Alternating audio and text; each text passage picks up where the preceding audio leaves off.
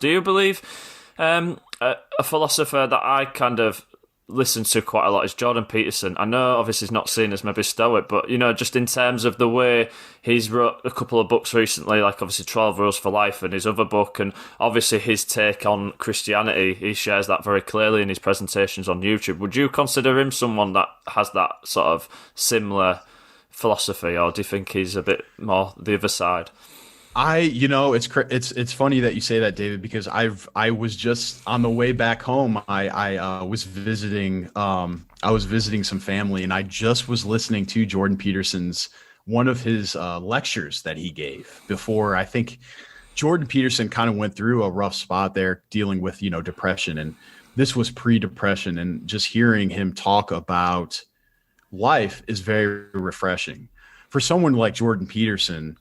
He doesn't claim the label Stoic. With that being said, there is a lot of controversy about what people think about him, and should he be, someone who's equated with Stoic wisdom.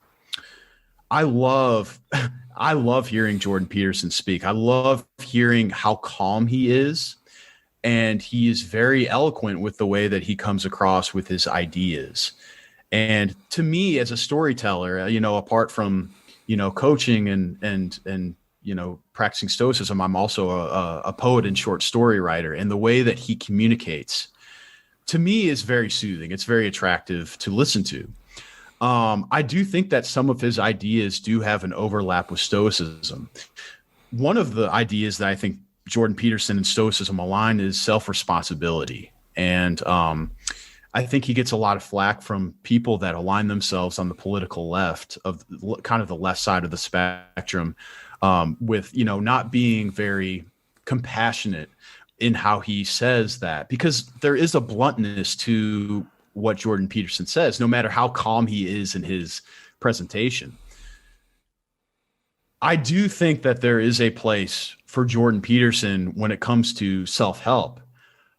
The reason why I think it's valuable is because him being a clinical psychologist is really, it opens the door to bridging the gap between self-help and psychology, which I think is obviously very important to have someone of that type of education talk about that.